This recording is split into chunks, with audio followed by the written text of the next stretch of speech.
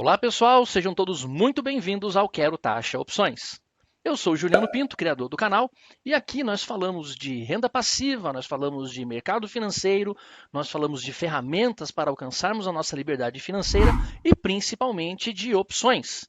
Esse mercado fabuloso que nos ajuda muito na nossa trajetória. O que eu vou abordar hoje é um assunto muitas vezes negligenciado pelo operador de opções. Um assunto que deveria sim ser levado em consideração para todas as operações de opções que nós fazemos. O que eu vou falar hoje é sobre volatilidade. Então tá, vamos falar de volatilidade. A palavra volatilidade ela pode ser usada de várias maneiras, né? Dependendo da matéria, volatilidade é usada com um determinado objetivo. Então, por exemplo, na química, elementos voláteis são aqueles que você tem dificuldade de controlá-los, né? Eles trocam de estado de maneira muito fácil, né? De maneira volátil. Até mesmo podem chegar a ser explosivos, alguma coisa do tipo. Volatilidade em relação às pessoas o cara é volátil, fica mudando de ideia toda hora. Então, aquela pessoa que troca de opinião todo tempo, um cara com ideias voláteis, né? O que nós vamos tratar aqui hoje é a volatilidade no mercado financeiro, que basicamente segue a mesma linha. Né? Papéis voláteis são aqueles que têm facilidade de alterar o teu valor ao longo do tempo. Eu preparei um material aqui no PowerPoint para me ajudar a falar sobre volatilidade que talvez facilite. Dá uma olhada aqui. Ó. Então aqui nós temos um papel fictício aí, o Alpha 4, e a gente consegue ver esse gráficozinho dele aqui ao longo do tempo, né? Preço por tempo, que mostra uma volatilidade bem pequena no papel. Então a gente vê que o papel está em tendência de alta, né? Mas as oscilações desse papel elas são pequenas. É um papel que tem uma volatilidade muito controlada. Tá? Agora vamos dar um exemplo aqui de um papel mais volátil. Aqui, ó, Beta 4 é um outro papel fictício e a gente percebe que ele é muito mais volátil. Né? As oscilações de preço desse papel são muito maiores. Tá? Agora, se a gente comparar os dois, eles praticamente saem do mesmo lugar e chegam no mesmo ponto. Quer ver? Aqui a comparação dos dois. Tanto o alfa 4 quanto o beta 4, eles saem do zero e vão até o mesmo ponto ali futuro, valendo a mesma coisa. Só que é nítido nessa comparação que o beta 4 é muito mais volátil do que alfa 4. Tá? Então, essa é a definição de volatilidade no mercado. Tá? Papéis que trocam de valor, né? Trocam de valor com muita facilidade. Mas o que, que isso tem a ver com a gente? O que, que isso tem a ver com o mercado de opções? Bom, pensa comigo. Tem tudo a ver, olha só.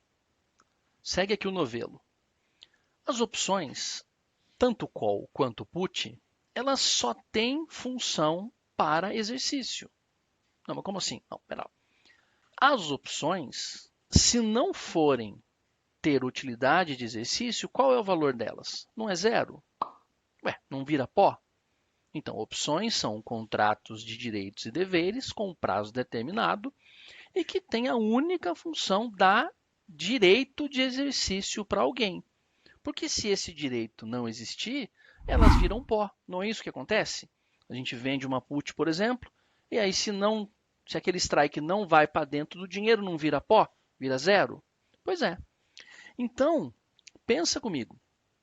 Aquele papel menos volátil ali que a gente indicou, o alfa 4, ele tem uma probabilidade de exercício muito menor do que o beta 4.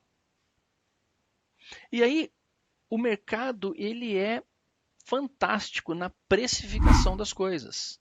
Tá? Então, um ativo mais volátil, ou seja, um ativo que tem mais chance de ir para exercício, porque o papel corre demais, ele vai valer mais nas opções do que um papel menos volátil. Tá, mas então quando eu falo de valor, tá, não é relacionado ao valor de uma empresa, de um ativo, né? Esse vale mais do que o outro. Não, é simplesmente relacionado ao preço mesmo da opção. Papéis mais voláteis vão ter preço de opções mais caros. Tá? Se a gente pegar, por exemplo, dois ativos com delta 30, bom, se você não sabe o que é delta, eu vou deixar um card aqui em cima, onde eu abordo esse assunto. É uma das gregas, né, o delta, e ele meio que uma das funções dele é determinar assim, qual é a probabilidade de um papel ir para exercício. Tá? Então, voltando aqui. Se a gente pegar, então, dois papéis delta 30, a gente consegue ver que o mais volátil vai ter um preço de opção maior do que um menos volátil. Faça um estudo aí. Compare, por exemplo, um delta 30 da Bova e um delta 30 da Magalu. Coloca aí para mim o que você viu. Quem é o mais volátil entre Bova e Magalu? Tá, deixa eu continuar aqui porque tem coisa para a gente falar ainda, tá? Na parte da teoria. São três tipos de volatilidade que eu vou citar aqui, tá certo? Que nós precisamos saber. A volatilidade histórica, a volatilidade implícita e um indicador chamado IV Rank. Eu vou começar então pela volatilidade histórica, que é a mais fácil delas, tá? Então a definição é a seguinte: a volatilidade histórica é o desvio padrão dos preços de um ativo calculado de acordo com as variações de preço em um período de tempo pré-estabelecido. Então, aquele estudo que a gente fez ali atrás com o alfa 4 e beta 4 era um estudo que mostrava a volatilidade histórica. Tá certo? E a volatilidade histórica pode ser de um período passado que você escolhe. Pode ser um ano, 6 meses, uma semana. Tá? Então, é a volatilidade, a variação de preços do passado. Então, é a mais fácil de todas. A próxima é a volatilidade implícita. Então, olha aqui, ó, aqui volatilidade implícita já fica mais direcionado para o nosso mercado de opções. Volatilidade implícita calcula a estimativa da volatilidade de um preço futuro e ela pode ser obtida com base na volatilidade histórica e nos preços de ativos negociados na bolsa, como os derivativos. Então, gente, a volatilidade implícita é aquela que você não tem, é aquela que você quer descobrir.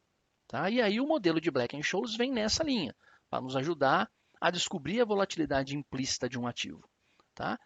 Ela é implícita, então logo não é explícita, né? como uma volatilidade dada no caso da histórica. Tá?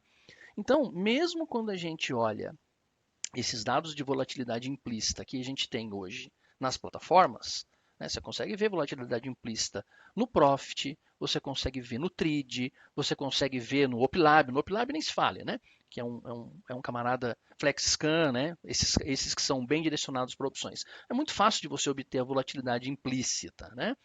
Essa volatilidade ela é calculada pelo modelo de Black-Scholes e tem um desvio ali que pode dar certo ou pode dar errado, tá? Mas é um indicador, é um indicativo para a gente. Acho que o que vale a pena a gente citar aqui é que a volatilidade implícita ela varia de acordo com a variação dos preços e não ao contrário. Né? Porque tem gente que pensa que aquele valorzinho que está lá na plataforma de volatilidade implícita é que vai influenciar no valor das opções. E é justamente ao contrário. Momentos de incerteza de mercado, por exemplo, trazem pessoas a comprar puts, por exemplo. Né? O cara imagina que vai ter um crash de mercado, pessoas correm para comprar put, ou para especular, ou para proteger suas carteiras, e aí as puts começam a ganhar preço, ganhar preço, ganhar preço, e isso reflete na volatilidade implícita. Tá? Então, a movimentação dos preços reflete na volatilidade implícita, e não ao contrário.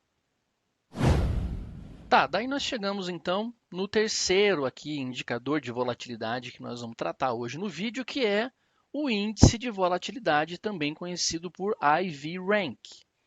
E aí está ali a definição. Ó. O IV Rank, ou índice de volatilidade, é uma medida que compara a volatilidade implícita atual de um ativo objeto com a sua volatilidade implícita máxima e mínima em um período específico de tempo. É meio confuso, mas eu vou explicar.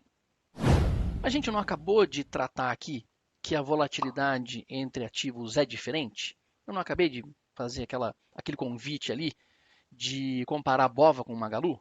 Então, significa o seguinte, que 30% de volatilidade para um ativo pode ser muito, e 30% de volatilidade para um outro ativo pode ser muito pouco. Então, o IV Rank ele vem para resolver essa questão. Tá? Ele vem para colocar todo mundo na mesma página.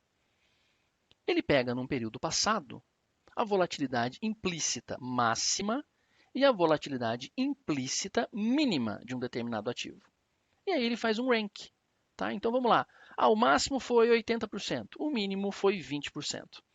E aí, quando esse mesmo ativo chegar lá, por exemplo, em 70% de volatilidade implícita, ele indica ali no IV Rank, olha, você está X% próximo da volatilidade máxima daquele período.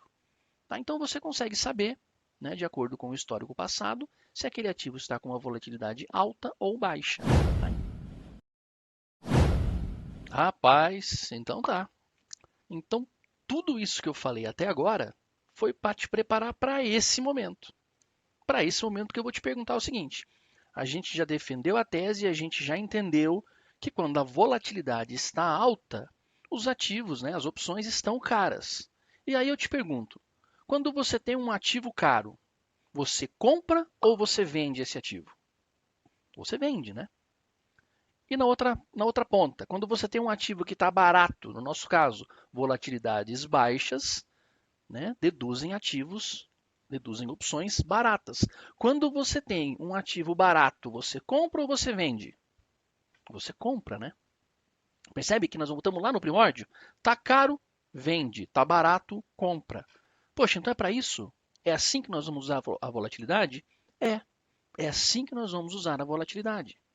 Tá? Mas isso é a única coisa que a gente tem que olhar? Não, não é. Tá?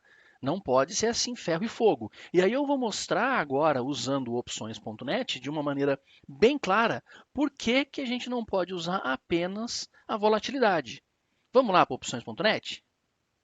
Então, aqui no opções.net.br, esse site que eu já usei várias vezes e que eu gosto bastante do conteúdo, nós temos aqui uma função aqui de volatilidade implícita. Ó.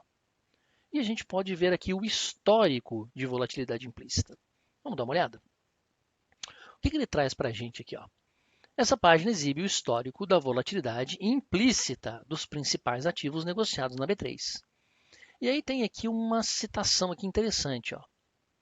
É possível ver o histórico da volatilidade implícita segmentado pelo tipo de opção, call ou put, e pela faixa de distância do strike, ATM, ITM ou ATM. O percentil, que é a posição relativa do último valor observado de volatilidade em relação ao período avaliado, é a informação mais importante. Quando o percentil estiver abaixo de 20 ou acima de 80, podemos estar diante de uma oportunidade. Então, aqui nós temos a volatilidade implícita e nós temos esse percentil que é como fosse o IV Rank. Então, vamos dar uma olhada aqui, as maiores volatilidades do momento, para a gente entender se realmente vale a pena a gente vender as grandes volatilidades. Então, a gente consegue fazer uma pesquisa aqui. Ó. Então, eu vou pegar todos, eu vou colocar acima de 70%. E ele retorna para a gente aqui algumas ações. Ó. Então, essa aqui é Carrefour, né? Magalu, também está bastante volátil no momento. Soma 3, são as que estão. Então, essas três aqui são as que estão acima de 70%. Mas veja bem, 90, ó, vamos dar uma olhada nessa Magalu aqui. Ó. Volatilidade de put, 94%, 94ª posição, 96ª posição, 93ª posição. Ou seja, ela está muito volátil, ela está com a volatilidade muito próximo do 100% do período. E aí, vale a pena isso? Olha o que é essa Magalu aqui. Um papel que cai ininterruptamente já desde o meio do ano. Então, esse é o ponto. Apenas olhar os ativos pela volatilidade pode não ser o suficiente. Magalu ali está num ponto de altíssima volatilidade, ou seja, os prêmios de put estão altíssimos no momento. Mas e aí? Faz parte da sua estratégia comprar uma Magalu? Sim, comprar uma Magalu. Porque se você vender uma put, né, o efeito colateral dessa venda de put pode ser ter de assumir o papel. Tá? Então, veja, apenas a volatilidade não é suficiente para a nossa tomada de decisão. Tá? Muito mais vale a gente saber se aquele ativo é um ativo que vale a pena entrar na nossa carteira, para daí sim vender uma put dele. Tá? Vamos voltar lá de novo. Vamos tentar agora fazer uma relação com aquela história das incertezas de mercado que podem elevar o preço das opções, vamos chegar aqui em Petrobras. Vamos procurar aqui Petrobras. Petri 4, Petri 3. Bahia, BPAC está mais lá para baixo. Está no C, I, M. Aqui, ó. Petri 3 e Petri 4. Vamos dar uma olhada aqui. Qual que foi a maior volatilidade desse período na Petri 4? Que também é igual ao Petri 3. Olha, dá uma olhada aqui, ó. A maior volatilidade foi exatamente aqui perto de novembro de 22. Alguém se lembra o que aconteceu aqui em novembro de 22, que pode ter causado essa incerteza no mercado? Novembro de 22 não foram as últimas eleições? Então, por algum motivo, o mercado estava apreensivo com o resultado das eleições e muita gente comprou put, talvez para fazer especulação, outra vez para proteger carteira, né? E aí essa busca desenfreada por compras elevou o valor da volatilidade implícita, que é bem nítido ali, né? Bem nítido. A maior volatilidade do último ano foi exatamente aqui. Agora, isso acontece sempre? Sim, isso acontece sempre com todos os papéis. Qualquer tipo de incerteza, qualquer tipo de estresse no mercado eleva o valor das opções e eleva a volatilidade implícita. Bom, para finalizar, eu queria só deixar mais um detalhezinho. Vocês já não ouviram falar que o mercado exagera nas expectativas de movimento?